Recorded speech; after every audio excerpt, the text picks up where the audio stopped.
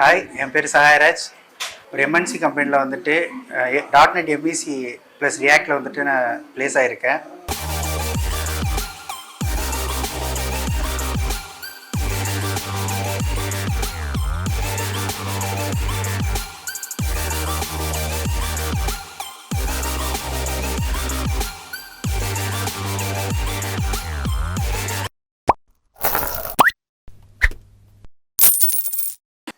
இப்போ நான் பேசுறது ரொம்ப ஸ்பெஷலான நம்ம கம்பெனியில் அதிகப்படியாக 50 ப்ராஜெக்ட் பண்ண ஒரு டெரரை பற்றி தான் பேச போகிறேங்க.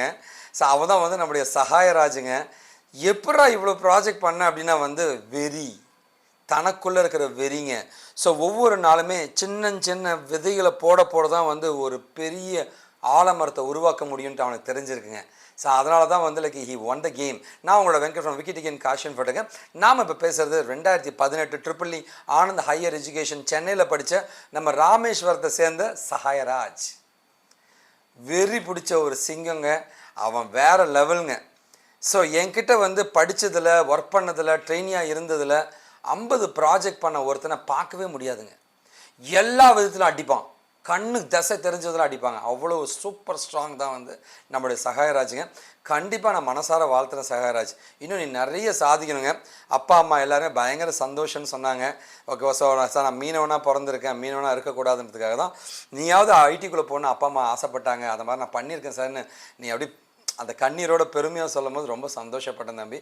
கண்டிப்பாக உங்கள் அப்பா அம்மாவுக்கு நான் வாழ்த்துறேங்க. உங்கள் மகன் சாதிச்சிட்டாங்க. அண்டு ஃபைனலாக வந்து லைக் உனக்கு சொல்கிற ஒரே ஒரு கோட் சொன்னே ஒன்று தான் தம்பி. ஒரு விஷயத்தை பண்ணால் வந்து சின்னஞ்சிறு கல் அது சேரும்போது தான் வந்து ஒரு மலையாக உருவாகும். அந்த மாதிரி நாம் பண்ணுற சின்ன ஹார்ட் ஒர்க்கும் ஒரு நாள் வந்து ஒரு மிகப்பெரிய வெற்றி அடைய முடியும். அதை நீ சாதிச்சிருக்க.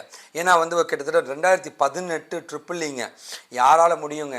ஆனால் நீ சாதிச்சு காமிச்சிருக்க தம்பி, வாழ்த்துக்கள். ஸோ எங்களுடைய டெஸ்டிமோனியல் வீடியோஸ்லங்க இன்றைக்கி இல்லை, ஃப்யூச்சரில் இருக்கிற எல்லா வீடியோஸுமே வந்து எங்களுடைய ட்ரெயினிஸ் யாரெல்லாம் ப்ளேஸ் ஆகியிருக்காங்க அப்படின்ற அவங்களுடைய ஃபேஸை வந்து நாங்கள் மறைச்சிருப்போம். அது இல்லாமல் வந்து அவங்க எந்த கம்பெனியில் ப்ளேஸ் ஆகிருக்காங்க, அது எவ்வளோ சேலரியில் ப்ளேஸ் ஆகிருக்குன்றது அவங்க ரெக்வஸ்ட் படி வெளியில் சொல்ல வேண்டாம்னு கேட்டதுக்காக அதை பற்றி இன்ஃபர்மேஷன்ஸ் எதுவுமே நாங்கள் பாஸ் பண்ண மாட்டோம். தயவு செஞ்சு இதை யாரும் தப்பாக எடுத்துக்க வேண்டாங்க. யூஸ்வலாக வந்து எல்லாருமே வந்து ஒரு ப்ராஜெக்ட் 2 ப்ராஜெக்ட் பண்ண பீப்புளை தான் நம்ம பார்த்துருப்போம். ஒரு 50 ப்ராஜெக்ட் 60 ப்ராஜெக்ட் பண்ணவங்களாம் இருப்பாங்களான்னு கேட்டீங்கன்னா வந்து அந்த மாதிரி ஒரு ரிசர்ச்சரை வந்து நம்ம லைஃப்லேயே மீட் பண்ணியிருக்க மாட்டோம். அந்த மாதிரி ஒரு வெற்றியாளர் தான் நான் என் பக்கத்தில் உட்காந்துட்டு இருக்கேன், நம்முடைய சகாயராஜுங்க. ஸோ நாங்கள் எப்பவுமே செல்லமாக கபடி சாம்பியன் சொல்லுவோம். பயங்கரமாக கபடி விளையாடுவாருங்க. ஆக்சுவலாக வந்து லைக் நம்ம கம்பெனிக்கு வரவங்க எல்லாருமே வந்து ஒரு 2 ப்ராஜெக்ட் 3 ப்ராஜெக்ட் பண்ணுறவங்கள மட்டும் தான் பார்த்துருப்போம். ஆனால் வந்து படிக்காம ப்ராஜெக்ட் மட்டுமே பண்ணிட்டு இருந்து இன்னைக்கு ஒரு மிகப்பெரிய கம்பெனியில் வந்து ஜெயிச்சிருக்காருங்க. அதை பெருமையாக நான் சொல்கிறேங்க. இனிமே லைஃப்பில் இப்படி ஒரு இது வரைக்கும் நான் பார்க்காத ஒரு ட்ரைனிங்க.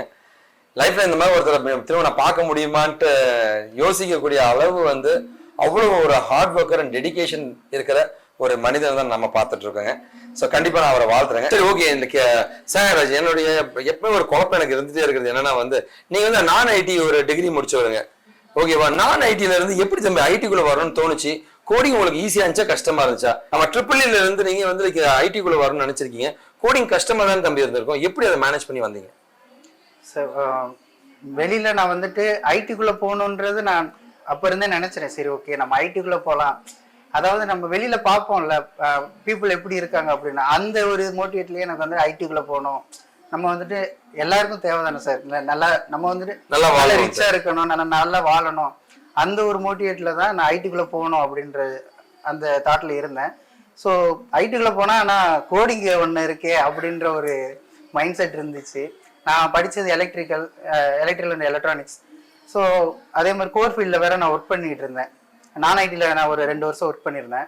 ஸோ ஐடிக்குள்ளே போக முடியுமா அப்படின்னு சொல்லும்போது தான் சரி, எதுவுமே ட்ரை பண்ணாமல் இருக்கிற வரைக்கும் அது முடியாது தானே சார். ட்ரை பண்ணால் தானே அது முடியும். ஈஸியாக டஃப்ங்களா கோடிங்? கண்டிப்பாக வந்துட்டு ட்ரை பண்ணிட்டோம். அதை ட்ரை பண்ணிட்டோம். அதே வந்து நம்ம அதுக்குள்ளேயே இருக்கும்போது அது ஈஸியாக தான் சார் இருந்துச்சு. ஃபர்ஸ்ட் வரும்போது கஷ்டமாக இருந்துச்சு. என்னடா வேரியபிள்னா என்னன்னு தெரியாத அளவுக்கு இருக்கும்போது அப்புறம் கொஞ்சமா அதை பற்றி லேர்ன் பண்ண அதோட பேசிக் தெரிஞ்சுக்கிட்டேன். அதுக்கப்புறம் ஃபுல் அண்ட் ஃபுல் ஈஸியாக தான் சார் இருக்குது. ரொம்ப கஷ்டம்னு சொல்றது வந்துட்டு நான் அதை அக்செப்ட் பண்ண மாட்டேன் சார். ஐடி கோடிங் எல்லாமே ஈஸி தான் நம்ம கத்துக்கிற வரைக்கும். சரி தம்பி, 2018 பாஸ் அவுட்டுங்க நீங்க இல்லையா? கிட்டத்தட்ட ஒரு 5 வருஷம் கேப்புங்க. 5 வருஷம் கேப்லாம் இருந்துச்சா நேர்மையா போக முடியாதுன்றது தான் இப்ப மார்க்கெட்டுங்க. சரிங்களா? நம்ம நேர்மையா போக முடியாது, கண்டிப்பா பணம் கொடுத்து ஏமாத்தி தான் கம்பெனிக்குள்ள போக முடியும், உள்ள ஆள் பிடிச்சி ஒரு 4 லட்சம் 5 லட்சம் கொடுத்தா போக முடியுன்றதா இப்ப இருக்கிற சிஸ்டமேங்க. சரிங்களா? நீங்க எப்படி தம்பி இதுல போனீங்க? நேர்மையா போக முடியுமா? சார் நேர்மையா கண்டிப்பா போக முடியும் சார். நம்மளோட ஸ்கில்ல தான் சார் இப்ப பாக்குறாங்க. பாஸ்ட் அவுட் நான் போன கம்பெனிஸ்ல இது வரைக்குமே அவங்க வந்து பாஸ்ட் அவுட் எல்லாம் எதிர்பார்க்கல. என்னோட ஸ்கில் என்னோட ஸ்கில்லை நான் எந்த அளவுக்கு டெவலப் பண்ணி வச்சிருக்கேன், அவங்க அந்த ஸ்கில்ல தான் பாக்குறாங்களே தவிர பாஸ்ட் அவுட் எல்லாம் பார்க்க முடியல. கண்டிப்பா நேர்மையா போக முடியும் சார். நேர்மையா தான் எல்லாருமே எதிர்பார்க்கறாங்க.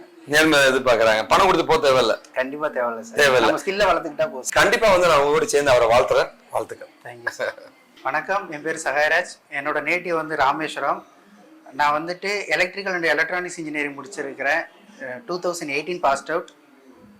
நான் ஐடி ஃபீல்டில் வந்துட்டு ஒரு 2 இயர்ஸ் ஒர்க் பண்ணிட்டு இருந்தேன். எனக்கு அதில் ஒரு சர்வீஸ் இன்ஜினியராக ஒர்க் பண்ணியிருந்தேன். நான் வந்துட்டு ஆனால் எனக்கு வந்துட்டு ஒரு ஐடி ஃபீல்டில் வந்துட்டு ஒர்க் பண்ணணும் அப்படின்றது என்னோட தாட்டில் இருந்துச்சு, ரொம்ப நாளாகவே இருந்துச்சு. ஸோ ஐடிக்குள்ளே ஸ்விட்ச் ஆகணும் அப்படின்னு சொல்லிட்டு நான் வந்துட்டு நிறையா சர்ச் பண்ணேன். அப்போது வெங்கட் சாரோட இன்டர்வியூ எனக்கு கிடச்சிச்சு. அவங்க என்னை நிறையா ட்ரெயின் பண்ணாங்க. ஸோ ஃபர்ஸ்ட் ஆஃப் ஆல் அவங்களுக்கு நான் ரொம்ப தேங்க் பண்ணிக்கிறேன். Thank you Venkat sir. நான் இப்போ வந்துட்டு ஒரு நல்ல ஒரு எம்என்சி கம்பெனியில் வந்துட்டு ஒரு dotnet MVC ரியாக்டில் வந்துட்டு நான் பிளேஸ் ஆகிருக்கேன். நான் ரொம்ப ஹாப்பியாக இருக்கேன். தேங்க்யூ. கோடிங் எவ்வளோ ஈஸி, எப்படி நீ கற்றுக்கிட்ட? இவங்களாம் வந்து சில நிறைய பேர் கொஞ்சம் கோடிங்னா கொஞ்சம் பயப்படுறாங்க. இன்னும் அந்த எப்படி உள்ள வரும்?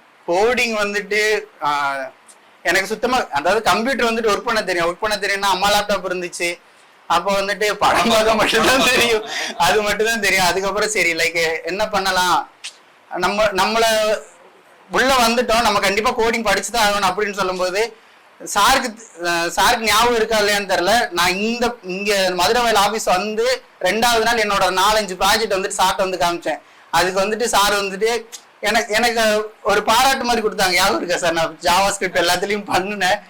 ஏன்னா கோடிங் வந்துட்டு ஈஸியா வராது அப்படின்னு சொல்றத விட நம்ம கத்துக்கிறதுல தான் இருக்கு. ஈஸியா இருக்கும் கோடிங்க. நீங்க வந்துட்டு அந்த கோடிங் வந்துட்டு எப்படி பண்றதுன்னு மட்டும் தெரிஞ்சுக்கங்க.